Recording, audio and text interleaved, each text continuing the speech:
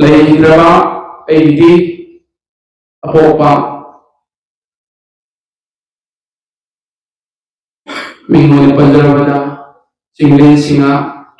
ꯑꯩ ꯄꯄꯥꯒꯤ ꯃꯥꯅ ꯃꯪꯖꯔꯝꯕ ꯃꯥꯅ ꯆꯠꯊꯔꯝꯕ ꯊꯕꯛ ꯊꯧꯔꯝ ꯃꯥꯅ ꯈꯟꯖꯔꯝꯕ ꯑꯁꯥ ꯀꯌꯥ ꯑꯗꯨ ꯈꯖꯤꯛ ꯃꯆꯥ ꯑꯃ ꯑꯣꯏꯅ ꯈꯨꯡꯒꯪ ꯑꯁꯤꯒꯤ ꯁꯥꯇ꯭ꯔ ꯑꯃ ꯑꯣꯏꯅ ꯑꯩꯈꯣꯏ ꯃꯌꯥꯝꯅ ꯈꯖꯤꯛ ꯄꯨꯈꯠꯄ ꯉꯝꯒꯗ꯭ꯔꯥ ꯍꯥꯏꯕꯒꯤ ꯋꯥꯈꯜꯗ ꯍꯥꯏꯔꯤꯕ ꯁꯣꯁꯥꯏꯇꯤ ꯑꯁꯤ ꯂꯤꯡꯈꯠꯆꯔꯒ ꯑꯁꯤꯒꯨꯝꯅ ꯀꯜꯆꯔꯒꯤ ꯊꯕꯛ ꯊꯧꯔꯝ ꯁꯣꯁꯤꯌꯦꯜ ꯋꯥꯔꯛꯁꯤꯡ ꯑꯇꯩ ꯆꯥꯎꯈꯠ ꯂꯝꯇꯥꯡꯒꯤ ꯊꯕꯛ ꯊꯧꯔꯝꯁꯤꯡꯗ ꯑꯩꯈꯣꯏ ꯄꯥꯏꯈꯠꯅꯖꯅꯕꯒꯤ ꯑꯩꯈꯣꯏ ꯄ꯭ꯂꯦꯠꯐꯣꯔꯝ ꯑꯗꯨ ꯁꯦꯝꯖꯤꯟꯕꯅꯤ ꯍꯥꯏꯔꯤꯕ ꯆꯤꯡꯂꯦꯟꯁꯤꯡꯍ ꯃꯦꯃꯣꯔꯤꯌꯦꯜ ꯋꯦꯜꯐꯦꯌꯔ ꯁꯣꯁꯥꯏꯇꯤ ꯑꯁꯤꯅ ꯍꯟꯗꯛ ꯄꯥꯡꯊꯣꯛꯆꯔꯤꯕ ꯅꯨꯃꯤꯠ 35ꯒꯤ ꯑꯣꯏꯕ ꯅꯠꯇ ꯁꯪꯒꯤꯇꯗ ꯌꯨꯝꯐꯝ ꯑꯣꯏꯕ ꯋꯥꯔꯛꯁꯣꯞ ꯄ꯭ꯔꯣꯒ꯭ꯔꯥꯝ ꯑꯁꯤ ꯄꯥꯡꯊꯣꯛꯆꯕꯒꯤ ꯃꯔꯝ ꯈꯔ ꯈꯖꯤꯛ ꯃꯤꯌꯥꯝꯗ ꯊꯝꯖꯔꯒꯗꯤ ꯃꯤꯌꯥꯝꯅ ꯊꯣꯏꯗꯣꯛ ꯍꯦꯟꯗꯣꯛꯅ ꯈꯪꯅꯕꯤꯔꯤꯕ ꯅꯠꯇ ꯁꯪꯀꯤꯔꯇꯟꯒꯤ ꯃꯇꯤꯛ ꯃꯒꯨꯟ ꯍꯥꯏꯕ ꯁꯃꯨꯗ꯭ꯔꯒꯨꯝ ꯄꯥꯡꯈꯛ ꯑꯣꯏꯔꯕ ꯕꯤश्व ꯁꯥꯟꯇꯤꯒꯤ ꯑꯣꯏꯕ ꯃꯤꯌꯥꯝꯅ ꯂꯧꯅꯔꯤꯕ ꯑꯗꯨꯒꯨꯝꯕ ꯊꯧꯔꯝ ꯑꯁꯤ ꯑꯩꯈꯣꯏ ꯃꯔꯨꯑꯣꯏꯅ ꯀꯁꯥꯔ ꯂꯝꯗꯝꯗ ꯂꯩꯔꯤꯕ ꯃꯩꯇꯩ ꯁꯃꯥꯖ ꯑꯁꯤꯗ ꯄꯥꯛ ꯁꯟꯅ ꯑꯃꯗꯤ ꯃꯔꯤꯛ ꯆꯨꯝꯅ खरा खजिक पांथोकनबगीदमक्ता अमदी नौना होगलक्लिबा आंगांसिंग असिदा हारिबा संगीतोंगी ममी असि तमान्नबगी वाखलोनगा लोइनदुना अखोइना हंदगी वर्कशॉप असि पांथोकजबनी हारिबा वर्कशॉप असिगी पांथोकजबगी मरुओइना वाफम अमखतन एग्जांपल ओइना उदम ओइना आइना मियाम मामना थंजरगदी अखोइ हौखिबा 2011 दा अखोइगी चांदपुरगी ओजा मिगलेन पंजरबदा ओजा मामीना वर्कशॉप अमखक अखोइगी खोलादा पांथोकी मदुदा अखोइगी गानपी ओजा मिगलेन ओइना पंजरगदी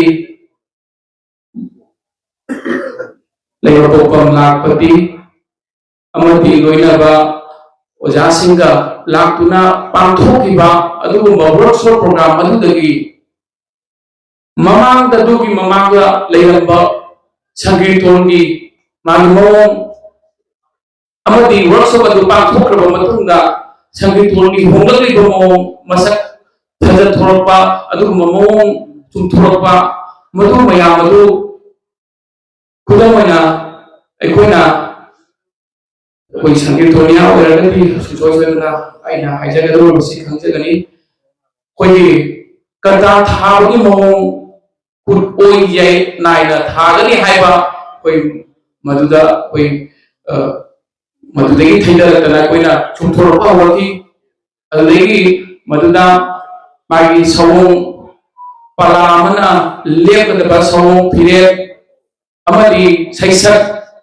ताल मात्रा सिंबा पुनः मकसी मदुदगी तब तब खंगनबो होनरपा अदुम अखोई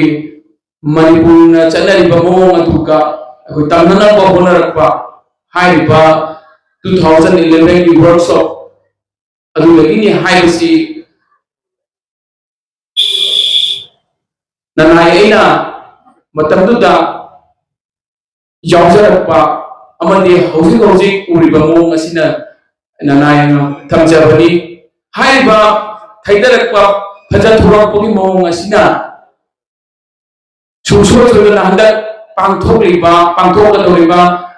वर्कशॉप असिना सुंसोय सोयदना मागी मही अमा मुक्सु लाखनी हाइबगी वाखलोदा थमजरगा हाइबा वर्कशॉप असि पांथोकजरनि सिंजा लांचरिबनि हाइबा वर्कशॉप असि पांथोकजबदा थोइदोक हेंदोकना मतेंग पांगपिरक्पा अयाबा पिबिरक्पा ओजाबु JNMD की डायरेक्टर ओइबि ओजाबुसु हाइबा अखोइगी चिंगलेनसिंगा मेमोरियल वेलफेयर सोसाइटी असिगी माइकई लगे अमुकसु अमखै लेतना थागतचरी तुंगदसु अमुक